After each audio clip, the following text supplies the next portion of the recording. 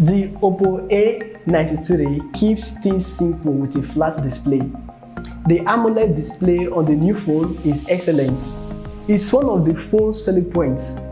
However, the key primary selling point of the Oppo A93 is the sleekness. This is by far the sleekest smartphone I've used this year.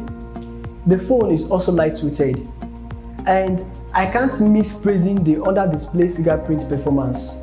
The display of the smartphone illuminates the fingerprint areas in white. According to Oppo, the A93 uses the latest generation Goodix optical fingerprint scanner. Unboxing the smartphone was basic. In the box, you have the device, a pair of earphones, and a 10W Type-C USB charger, a SIM ejector, and a transparent silicone case. Built-wise, the smartphone is attractive. The back of the phone is not glass, but made of polycarbonate along with the side frame. The one with me is magic blue color, and it radiates different colors depending on light reflection. The phone's back is curved enough to provide comfortable, secure grip. And when placed flat on its back, the back camera module is big enough and it causes the smartphone to wobble on the table. When you turn the Oppo A93 around, you'll be greeted by tall 6.4 AMOLED display with a dual punch-hole camera. When placed side by side with other dual punch-hole smartphones, the Oppo A93 dual punch-hole display is as small as possible. The bezels are impressively thin as well. The smartphone is powered by the recently released MediaTek Helio P95 chipset. It is a typical mid-range processor with an octa-core CPU. The particular review unit with me here is equipped with 8GB of RAM and 128GB of internal storage, which can be expanded using a micro SD card. The P95 chipset is not that powerful. Running a Geekbench test, the MediaTek Helio G90T chipset beats the Oppo A93 Helio P95 MediaTek chipset, which reveals two things. First, the Oppo A93 is not made to be a gaming smartphone.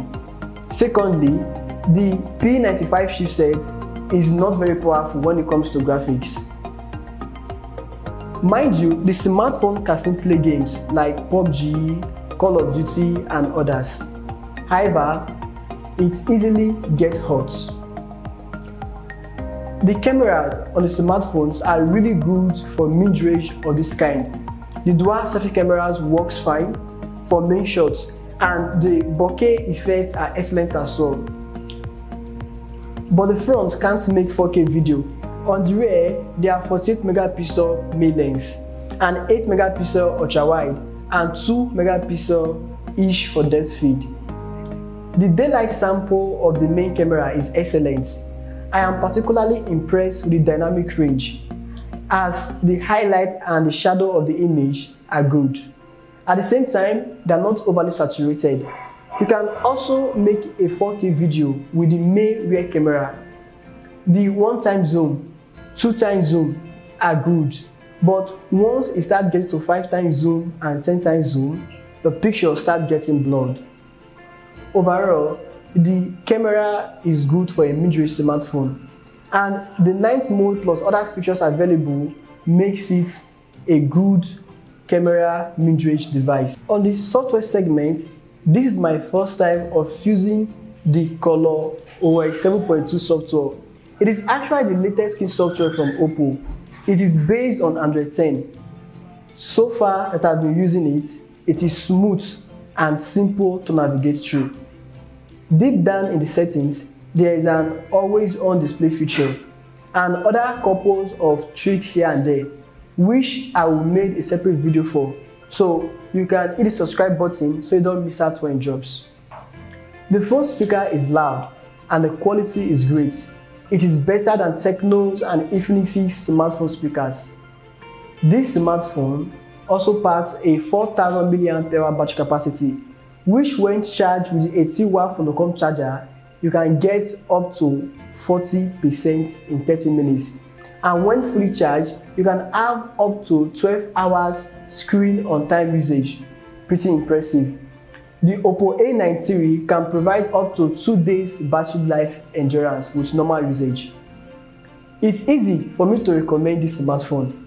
I mean, you get a great battery life, an OLED display, great cameras, smooth softwares, but the two major reasons not to buy this phone would be because of the high cost and the weak chipset, which if you are not an intensive user or a gamer, that shouldn't be an issue in the first place.